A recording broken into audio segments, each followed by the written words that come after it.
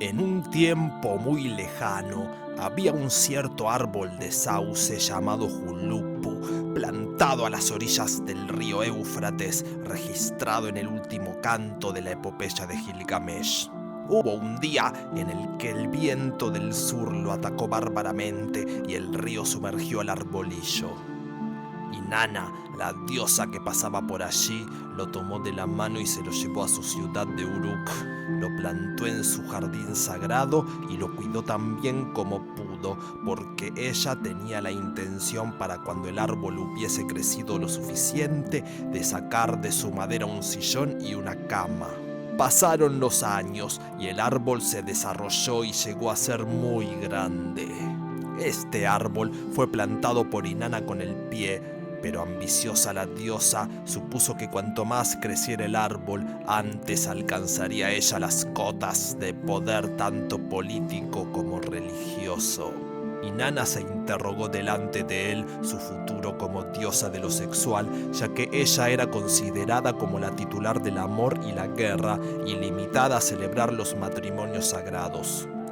Pasaron los años, donde con la posesión del árbol Inanna podría encarnar las tres fuerzas o poderes del universo sumerio: el del más allá, personificado en las raíces, ya que éste le pertenecía a su hermana Ereshkigal; el mundo de la tierra, por estar plantado en el mundo de Enki; y el del cielo, figurado en sus ramas como el mundo de Anu. Pero el árbol creció sin follaje, y para cuando Inanna quiso derribarlo se encontró con una seria dificultad. Había hecho su nido al pie del árbol la serpiente que no tiene el menor encanto. Ella es insensible a todos los hechizos que la diosa le propinaba, imposibilitándole el domarla. Inanna intentó subir y el pájaro del trueno Imugud había instalado a sus pequeñuelos en lo alto de la copa. Luego arremetió en su interior, pero una diosa del viento con forma de búho llamada Lilith había construido su morada en las ramas. Al no poder echar a los tres seres mágicos que se habían instalado en Julupu, la joven diosa, a quien nada solía alterar su alegría, se desesperó, poniéndose a derramar amargas lágrimas. La presencia de los mismos le impidió poner en ejecución los planes previstos al plantar el árbol, porque ellos tres funcionaban como un prototipo de elementos al margen de la ley, capaces de ocupar propiedades privadas. Al día siguiente, su hermano, el dios del sol Utu, salió de su cámara al despuntar el alba. Ella le explicó llorando lo que le había ocurrido, pero él, sin pretender ayudarla de forma directa por motivos que no convino saber que nos enteráramos, le solicitó a su hermano Gilgamesh que le ayude. En el texto se tratan de hermanos, pero hay que tener en cuenta que el término primos aún no estaba incorporado en las familias sumerias. Gilgamesh es considerado hijo de Ninsuna, hija de Anu con Urash, la diosa del amanecer. Esta diosa madre, representando la aurora del cielo, ya es perteneciente a la cosmología indoeuropea, porque en el panteón primigenio sumerio, Anu tiene descendencia con Ninhursag, de la diosa de la tierra tiene a Enki y a Enlil, y de este último, Utu-Shamash e Inanna son nietos.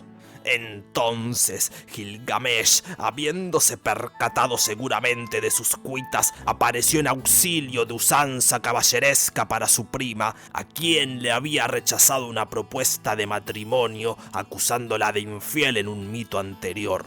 Pero al parecer este hecho acá se ignora. Él se vistió con su mejor armadura, que pesaba cantidades enormes de kilos, y cargó su más filosa hacha, y pidió a los soldados de su ciudad Uruk que le acompañasen a una última aventura. Al llegar, inmediatamente mató a la serpiente. Espantado, el pájaro Imugud salió volando como una flecha con sus polluelos hacia la montaña. En cuanto a Lilith, huyó ahuyentada al desierto sin pedir explicaciones. Gilgamesh taló el árbol y se lo dio a Inanna para que de su madera pudiera sacar un sillón y una cama, tal como era su intención. Pero no está claro en las tablillas si la diosa había cambiado de idea o qué pasó realmente, porque de repente Gilgamesh se sirvió del trono del árbol para fabricarse un puku, una especie de tambor, y con una de las ramas se hizo un miku, el palillo.